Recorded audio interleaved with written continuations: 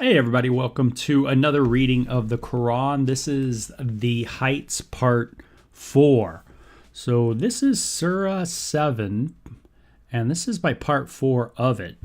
So I am going to start reading at, let me just make sure, I think it's 7-176 I'm going to pick up. So here we go. If you've never read it, you can just follow my playlist of the Quran reading with me, Beau, and we can go through it together, kind of read it, and you kind of learn a little more about why people are the way they are and what they believe matters, right?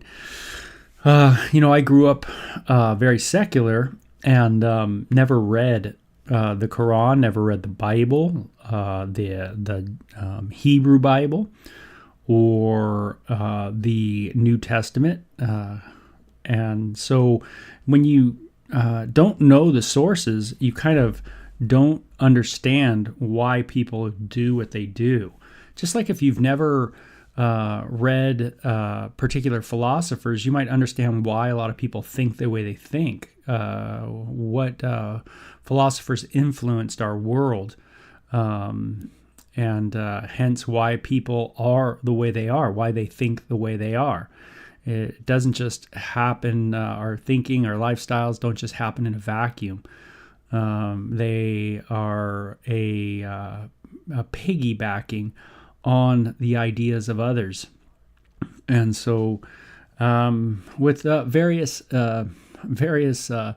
embellishments along the way, but many people in the world do hold to the Quran as a sacred book. And so, wow, it is a book that is certainly worth reading. So it says here, and had we willed, we could have raised him by their means, but he clung to the earth and followed his own lust. Therefore, he is like a dog. If you attack him, he pants with his tongue out, and if you leave him alone, he pants with his tongue out. Such the people are those who deny our signs. Okay, so if you deny the signs of Muhammad, you are like a dog following your own lust. That's how, I guess, you look at people who are non-believers. Such the people are those who deny our signs. Narrate the history to them so that perhaps they may think. So keep going at them. The people who denied our signs are an evil example and were inclined to wrong themselves.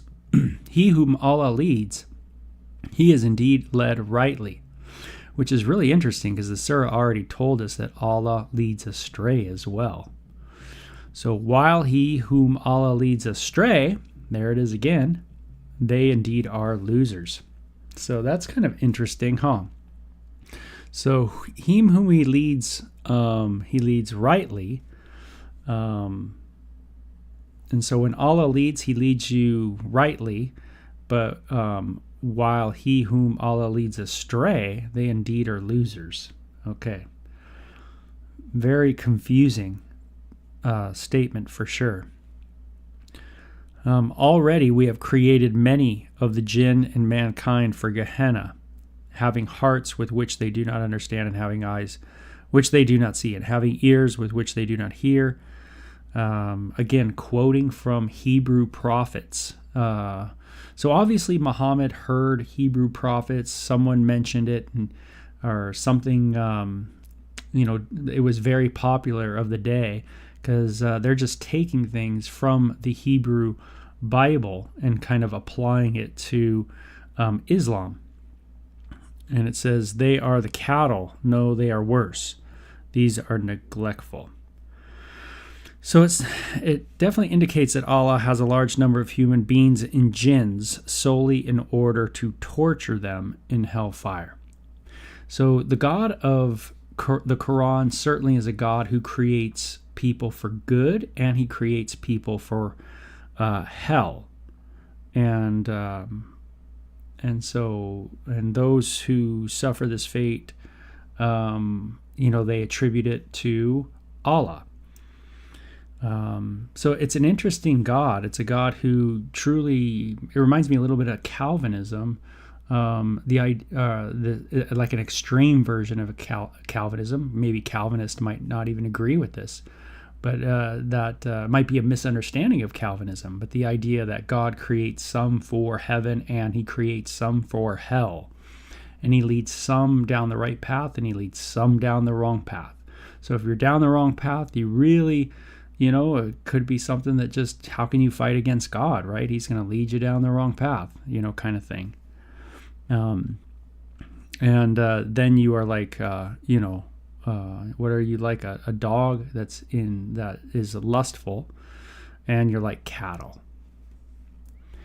And it says, Allah's are the most beautiful names, invoke him by them, and leave the company of those who blaspheme his names. They will be repaid for what they do. And among those whom we created, there is a notion that guides with the truth and establishes just and with it. So within almost every Quran reading is, the danger of hell and the judgment. These things are the major themes of the Quran. You can't kind of get around it.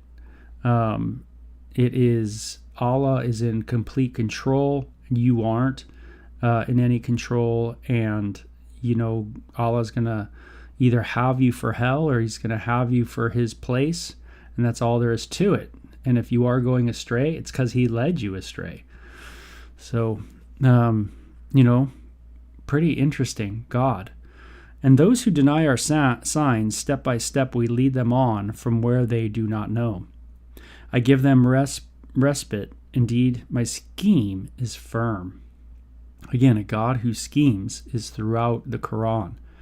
Allah is a God who schemes. They have not thought that there is no madness in their camaraderie, but he is but a plain warner. Have they not considered the dominion of the heavens and the earth, and what things Allah has created, that it may be that their own team draws near? In what fact after this will they believe? Those whom Allah leads astray, there is no guide for them. So definitely Sura 7 is the 7 of Allah leads you astray. He leaves them to wander blindly on their own insolence. They ask you about the hour, when it will arrive. Say, knowledge of it is with my Lord alone. He alone will show it at its proper time.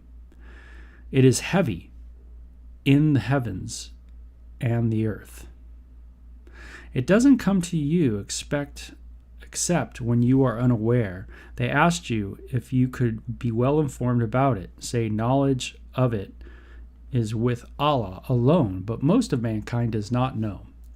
Say, for myself, I have no power to benefit, nor power to hurt, except what Allah wills.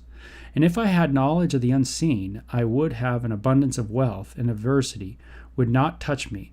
I am only a warner and a bearer of good news to people who believe. It is he who created you from a single soul, and from it made his mate so that he might take pleasure in her. And when he had relations with her, he bore a light burden, and she moved around with it. But when it became heavy, they called out to you, Allah, their Lord, saying, if you give us a good child, we will be among the thankful. But when he gave them a good child, they ascribed partners to him in regard to what he had given them. He is highly exalted above all that they associate. Do they attribute as partners to Allah those who created nothing but are themselves created, and cannot give them help and cannot help themselves? And if you call them to the guidance, they do not follow you. Whether you call them or are silent, it is all the same for you. Indeed, those whom you call upon besides Allah are slaves like you. Call on them now and let them answer you if you are truthful. Do they have feet with which they walk, or do they have hands with which they hold, or do they have eyes with which they see, or do they have ears for which they hear? Say, call upon your partners, and then plot against me. Do not spare me. Indeed, my protecting friend is Allah, who reveals the book. He befriends the righteous. Those whom you call upon besides him cannot help you, nor can they help themselves. And if you call them to the guidance, they do not hear, and you see them looking toward you, but they do not see. Hold to forgiveness and command kindness, and turn away from the ignorant.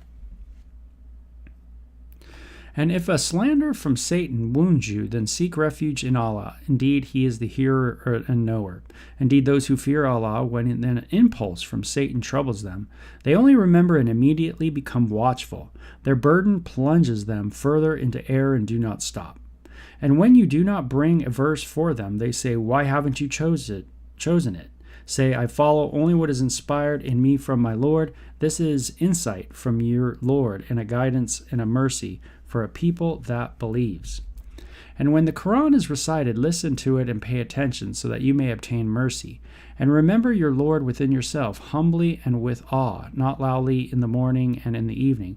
And do not be among the neglectful. Indeed, those who are with your Lord are not too proud to do him service, but they praise him and adore him. Okay, so that was called The Heights, meaning like the height of heights. And it was a lot of big reiteration of Hebrew passages, the Hebrew source, of course, being the Torah and the prophets, etc. And it was basically like an extrapolation of the Jewish writings and just kind of attributed the events, some of the narrative, to Islam.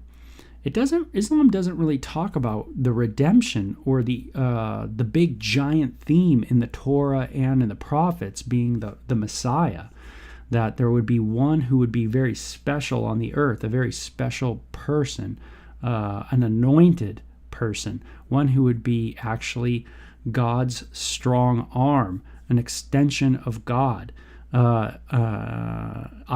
literally God in human flesh. And that's not New Testament, that's very Hebrew Bible stuff. And but it doesn't mention atonement and the need for atonement so far, and the issues, the doctrines of redemption. It just kind of says, make sure you listen to Muhammad or else you're busted. And if you don't listen to Muhammad and led astray, it's because Allah led you astray. So it kind of has the human in a catch-22.